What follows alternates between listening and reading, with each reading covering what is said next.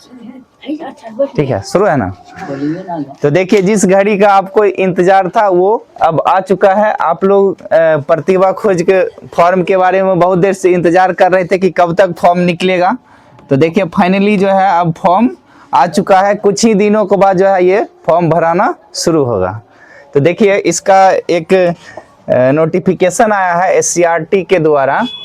तो उसमें लिखा हुआ है सेवा में देखिए सभी जिला शिक्षा पदाधिकारी, सभी जिला कार्यक्रम पदाधिकारी बिहार। देखिए इसमें कह रहा है कि विषय राष्ट्रीय आय सह मेधा छात्रवृत्ति योजना परीक्षा, जो कि एकेडमिक ईयर 2025-26 के लिए है, ठीक है ना, कि परीक्षा में शामिल होने हेतु वर्ग 8 में अध्ययनरत छात्र छात्राओं का आवेदन पत्र भरवाना, विभिन्न प्रमाण पत्र, जाति प्रमाण पत्र, आय प्रमाण पत्र एवं निःशक्तता प्रमाण पत्र इत्यादि, यानी कि इन सभी चीजों की जो है आपको फॉर्म भरने में आवश्यकता होगी। तो देखिए आय प्रमाण पत्र आप समझ ही रहे हैं और जाति प्रमाण पत्र भी आप समझ रहे हैं। और इसमें जो है एक आपको ये लग रहा होगा कि ये क्या है, निःशक्तता प्रमाण पत्र है ना।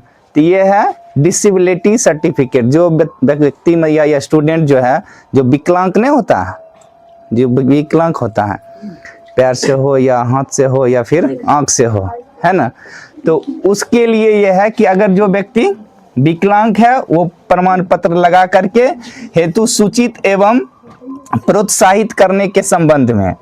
तो आगे कह रहा है कि महाशय उपयुक्त विषय के संबंध में अंकित करना है कि आगामी राष्ट्रीय आय सह मेधा छात्रवृत्ति योजना परीक्षा एकेडमिक ईयर 2025-26 प्रोजेक्ट है ये 26-27 का, ठीक है ना, परिषद स्तर से शीघ्र ही आयोजित की जाएगी। 2025-26 में परीक्षा हेतु आवेदन करने की प्रक्रिया ई शिक्षा कोश पोर्टल। देखिए ये क्या है इसको समझ लीजिए।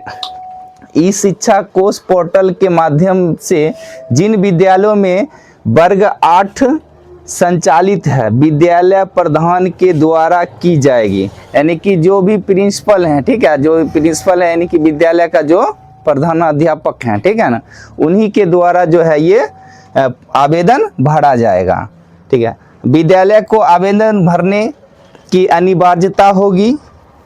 अज्ञात हो कि उक्त परीक्षा में वर्ग 8 में अध्ययनरत वे छात्र छात्राएं शामिल होते हैं जो कक्षा 7 में न्यूनतम 55% अंक के साथ उत्तीर्ण हुए हैं। यानी कि जो बच्चा 7वां में जो पढ़ा ना, तो वो उसका कम से कम होना चाहिए मार्क्स कितना, 55%, ठीक है। वही बच्चा जो है इसके लिए एलिजिबल होंगे, ठीक है ना।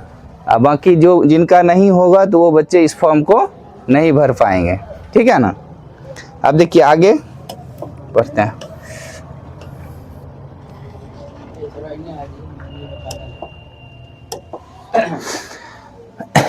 अब देखिए तो यहाँ तक समझ गए सब लोग। 55% किस क्लास में होना चाहिए, क्लास 7th में, ठीक है। तो वही बच्चे फॉर्म भर सकते हैं।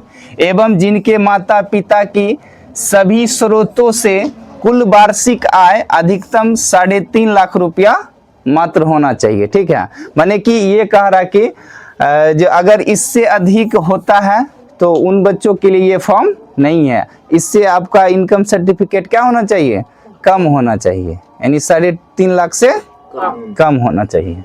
उसके बाद देखिए अतः वर्ग 8 में अध्ययनरत सभी संबंधित सभी छात्र छात्राओं को उक्त परीक्षा में शामिल होने हेतु उन्हें आवश्यकता अनुसार क्या बोला, जाति प्रमाण पत्र, आय प्रमाण पत्र एवं निःशक्तता, ये तो अभी आपको बता ही दिए थे, है ना।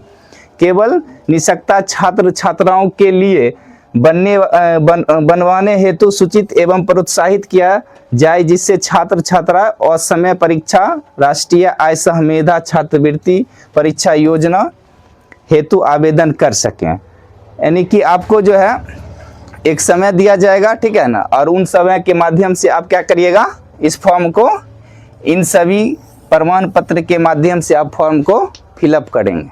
सबको समझ में आ रहा है ना? चलिए ठीक। उसके बाद कह रहा है कि सभी जिला शिक्षा पदाधिकारी से अनुरोध है कि